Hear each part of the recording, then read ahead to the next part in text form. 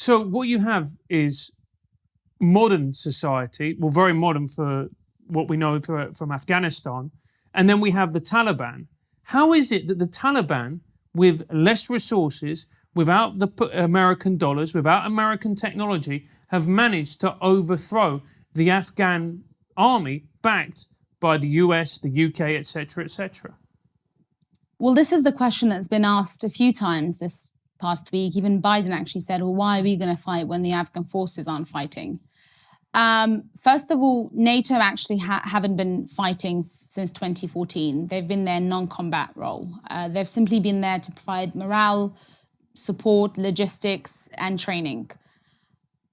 Unfortunately, though, Afghanistan have had a very corrupt government in that the support that the government should have been giving the armed forces wasn't available. So a lot of soldiers, from what I was hearing, were not receiving their salaries, they weren't being funded properly, they weren't being supported by the government either.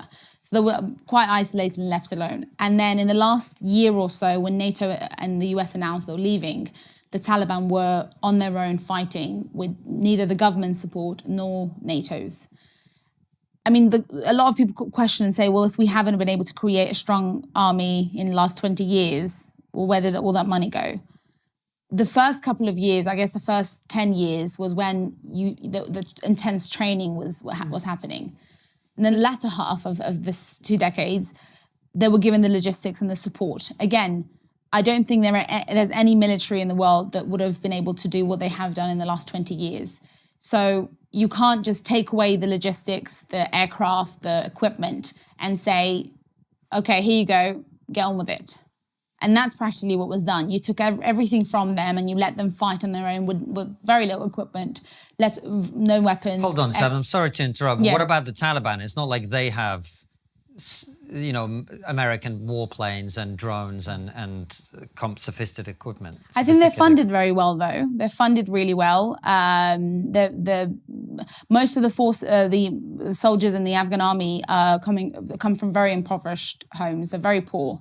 A lot of my own father's family are serving in the army, and from what I hear, it was either become a soldier or die from hunger because there was no other choice. To join was to simply be able to make an income. So they weren't all very skilled.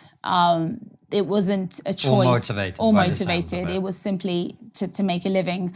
And I think this last couple of months, there's a lot of political issues with this as well, in that province after province was just given to the Taliban quite easily. People weren't fighting. There wasn't resistance. A lot of soldiers knew that if they fought, and there was a lot of sentiment that the Taliban were going to win. There was a lot of morale. You saw it in the media. I think also that worsened the situation, in that when you're saying that they're going to win, you're already changing people's mindsets. So they're not going to have the confidence to continue fighting. So it was actually a conversation that I had with the Foreign Office recently, where we were working on seeing if we can do a counter-Taliban propaganda campaign.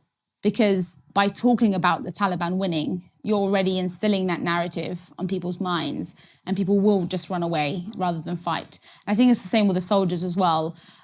They just believe that it's going to happen. Why fight and die if no one really cares and no one's going to help us? And today, any soldier that is captured by the Taliban is killed in a really, really brutal way. And there have already been cases that I've seen, videos that I've seen. So I'm sure many of those soldiers knew that because we were fighting directly against the Taliban and we were fighting for a foreign-backed army, that we will be killed. So a lot of them just ran away. And I think details are important. When you say killed in a really brutal way, what are we actually talking about here? Well, actually, I saw a video today of a army general being caught, his hand tied, blindfolded, on his knees, and shot about 100 times in Kandahar. So it's just very difficult to even imagine. To even speak about. Another friend of mine who served in Afghanistan 2 tours posted on social media that 12 men that he had been working with have been executed in Lashkar in Kandahar as well. So that's already started, and the brutality and the way they kill other family members that I know and friends. The soldiers have had to go into hiding, but the Taliban are going door-to-door patrolling and doing house searches. So they'll go into the house, they'll look around, they'll see who's at home, they'll take the cars and any property. And there was actually one house that were going to take the house as well, but they found a way to negotiate, and allow them the family members to stay. But if that soldier was captured, and they're clearly looking for him, he would face the same type of savage brutality and murder.